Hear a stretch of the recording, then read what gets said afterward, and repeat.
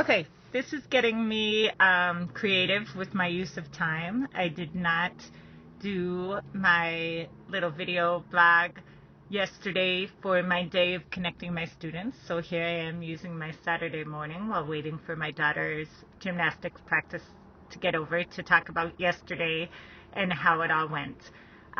Yesterday was Friday, and in the morning, first thing at 8:05, I had a class of second graders, and I had two students from Grove City College in Grove City, Pennsylvania, reading to my class. And I am not going to be able to remember their names off the top of my head, but we had, as I've stated before in another one of the videos, I have connected with a professor at Grove City College that teaches pre-service teachers, and they had a service project that they needed to do. And so some of them they volunteered and signed up to be storytellers this week. And the two students that read to the second grade class did a phenomenal job. Beforehand, there were a couple of emails back and forth between myself and the students, just letting them know how much time they had. They were curious about what kinds of books they could read to the students, and so on and so forth. And I really wanted to try to give the college students as much of an opportunity as possible to be creative with this. I did share some video examples of what other people have done when they've read to classes before, so they were able to watch those. But besides that, I kind of left it in their hands, and definitely told them if they had any questions or concerns to let me know. We made sure that first call, I believe we used Skype. I made sure to send a message and an invite to them beforehand, getting that all set up to make sure that was good to go. And so again, before we connected, I showed the students where they were located in Pennsylvania using Google Earth. We talked about what it was like to live on a college campus, how these were college students that are not teachers but are going to be teachers someday, and went from there. And the kids seemed very excited. And again, as always, with every class, I talked about the expectations of what we should behave like when we're doing a video call. And so then we were ready to go, and it went extremely well. I couldn't be more impressed by those students. You could tell that they had done some preparation and planning beforehand. They read a book to the students. They asked the students some questions that they were able to answer. And then they also involved the students in an actual game, similar to Duck Duck Goose, but because the book they read was Ribbit and a Frog, they changed it to that. So we were able to play that for a while. And I still have to put that video together of all the different components of what they did with my students. But it was really fun, and the kids definitely enjoyed it very much.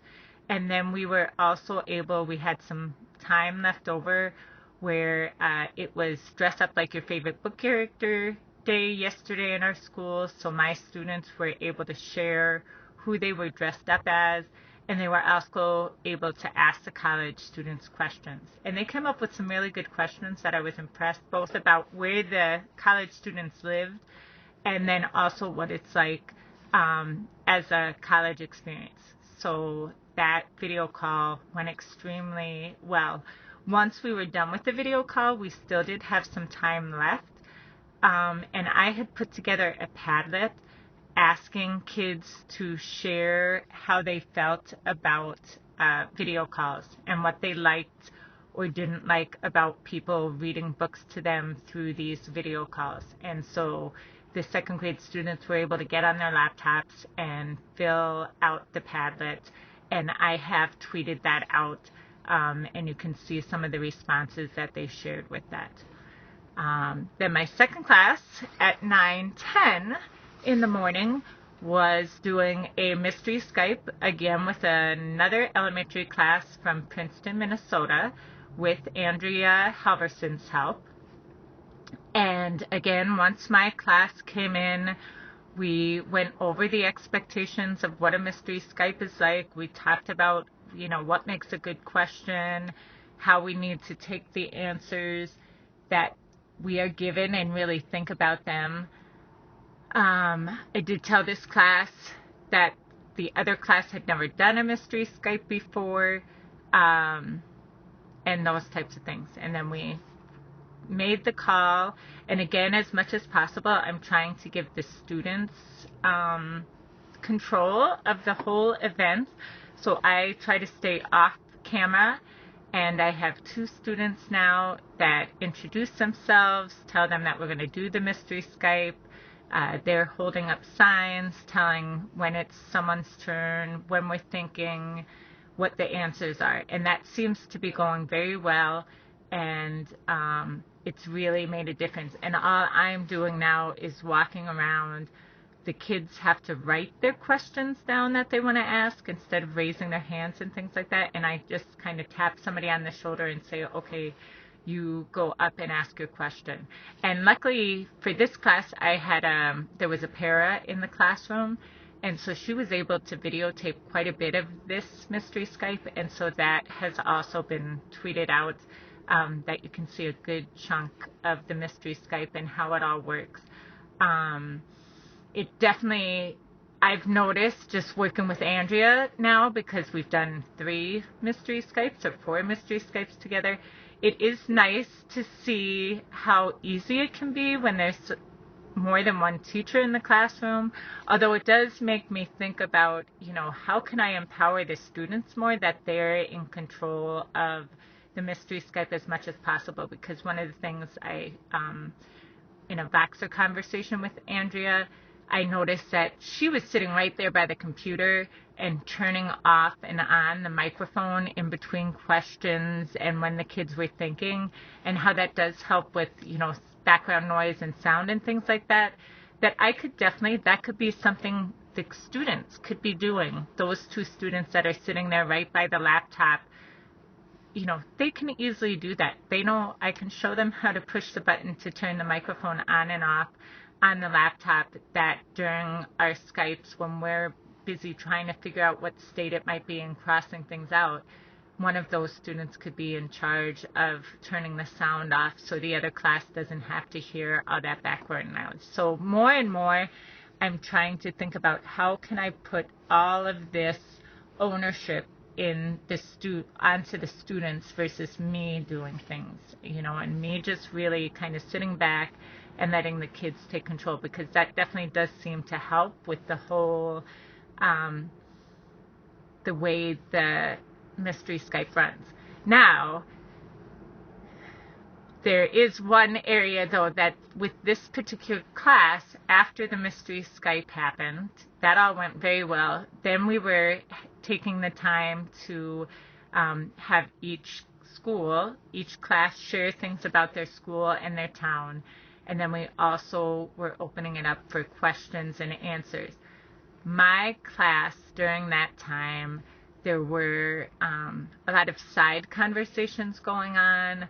A lot of the kids were playing around with their maps and their markers and drawing and doodling and not really paying attention to what this class from Princeton was saying.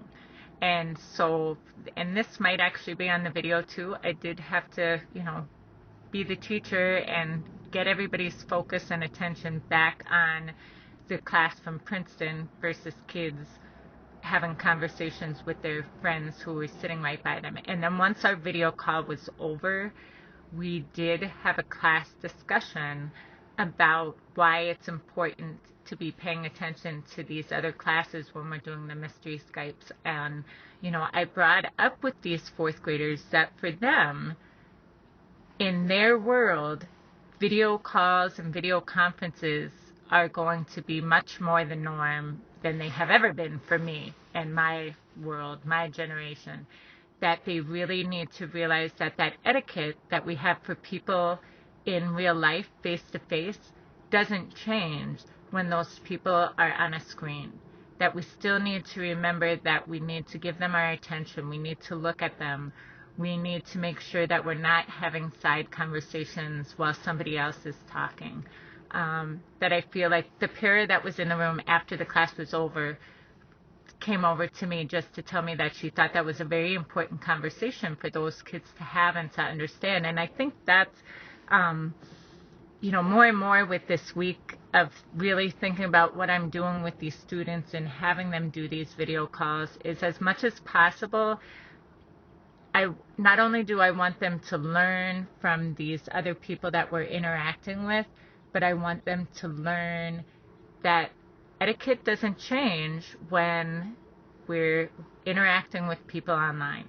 And I know there's the word digital citizenship, but I really, really like, Dean Shareski is a big encourager of this, is that we shouldn't have digital citizenship and regular citizenship. It's just citizenship.